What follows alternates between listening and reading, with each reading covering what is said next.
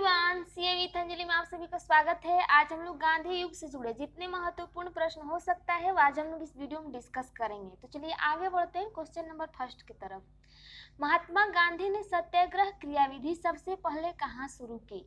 Option A Dandi, option B Champaran, option C Kheda, option D Ahmedabad. इन चारों options में से महात्मा गांधी ने सत्याग्रह क्रियाविधि सबसे पहले कहाँ शुरू की? तो इसका राइट आंसर होगा ऑप्शन बी चंपारण। कहाँ शुरू की? तो चंपारण में शुरू की। अगर आपसे पूछा जाता है वर्ष 1947 के बाद में किस राज्य को भारत संघ में सैनिक कार्रवाई बल के द्वारा मिलाया गया था, तो किस राज्य को मिलाया गया? तो हैदराबाद को। किस वर्ष में मुस्लिम लीग ने एक पृथक राष्ट्र का संकल्प स्वीकार किया था? तो किस वर्ष में किया था? 1940 में। तो चलिए आगे बढ़ते हैं क्वेश्चन नंबर सेकंड की तरफ। अंग्रेज पुलिस अफसर कैप्टन सैंडर्स किसके द्वारा गोली से मारा गया था?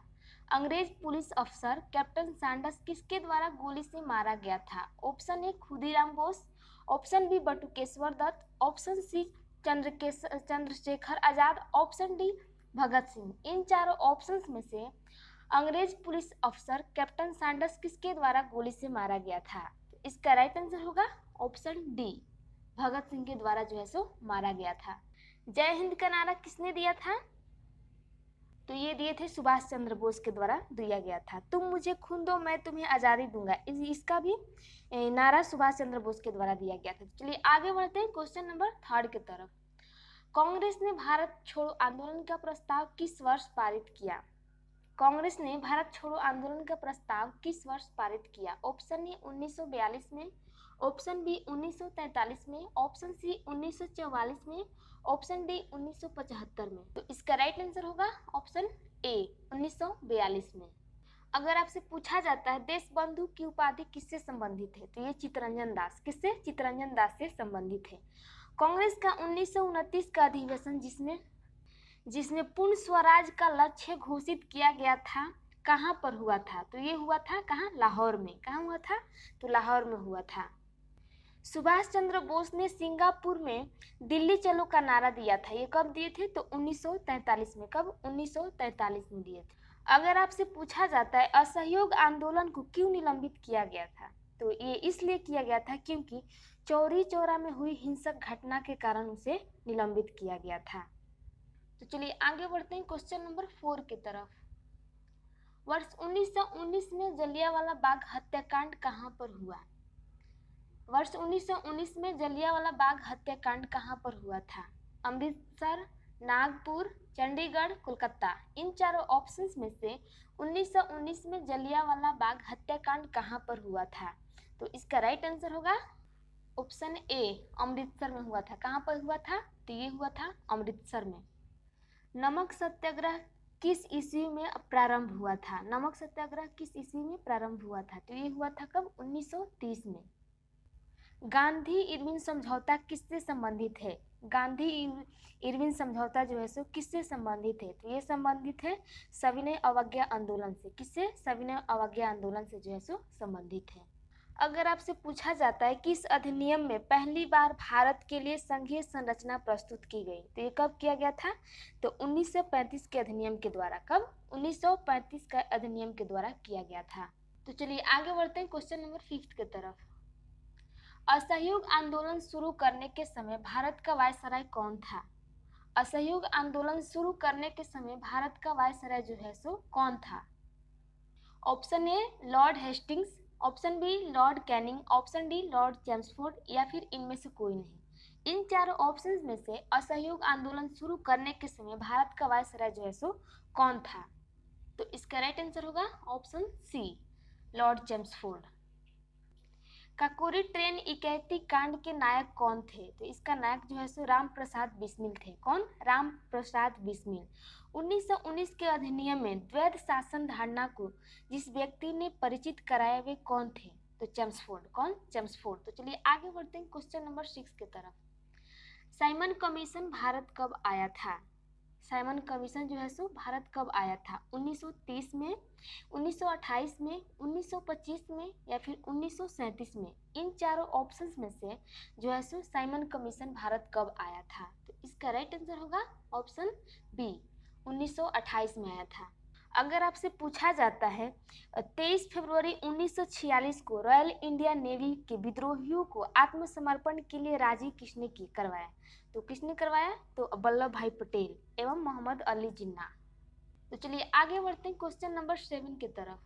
भारतीय कम्युनिस्ट पार्टी का अस्तित्व किस वर्ष में आया? भारतीय कम्युनिस्ट पार्टी का अस्तित्व किस वर्ष में आया? 1912 में, 1915 में, 1928 में या फिर 1925 में?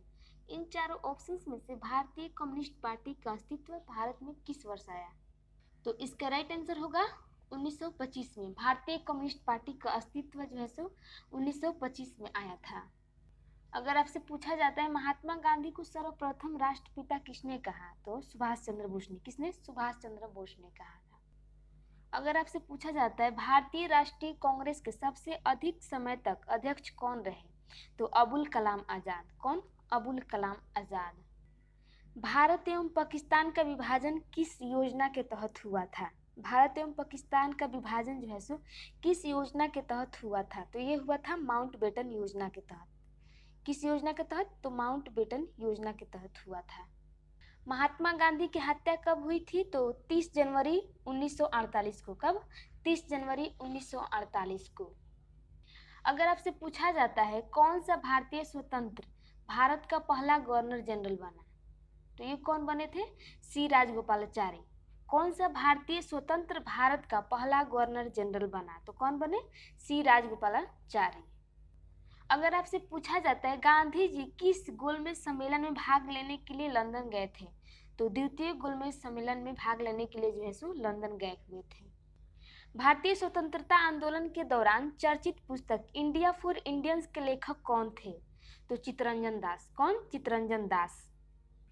जनरल माइक ओडायर की हत्या किसने की थी, तो ऊधम सिंह। किसने? ऊधम सिंह के द्वारा जनरल माइक ओडायर की हत्या जो है सो की गई थी। तो चलिए आगे बढ़ते हैं क्वेश्चन नंबर 8 की तरफ। गांधी जी ने किस कानून को काला कानून कहा था? गांधी जी ने किस कानून को जो है सो काला कानून कहा था? रॉलेट एक्ट, हंटर आयोग, कम्युनल अवार्ड या फिर इनमें से कोई नहीं? इन चारों ऑप्शंस में से गांधी जी ने किस कानून को काला कानून कहा था, तो इसका राइट आंसर होगा ऑप्शन ए, रॉलेट एक्ट को। रॉलेट एक्ट को गांधी जी जो है सो काला कानून बोले थे। महात्मा गांधी के राजनीतिक गुरु कौन थे, तो गोपाल कृष्ण गोखले। महात्मा गांधी के राजनीतिक गुरु जो है सो कौन थे? गोपाल कृष्ण गोखले थे। और माय एक्सपेरिमेंट विथ ट्रूथ के रचनाकार कौन थे, तो महात्मा गांधी। कौन? महात्मा गांधी के द्वारा माय एक्सपेरिमेंट विथ ट्रूथ का रचना जो है सो किया गया था। अगर आपसे पूछा जाता है चंपारण सत्याग्रह के दौरान महात्मा गांधी के साथ कौन शामिल थे, तो राजेंद्र प्रसाद व अनुग्रह नारायण सिंह। कौन?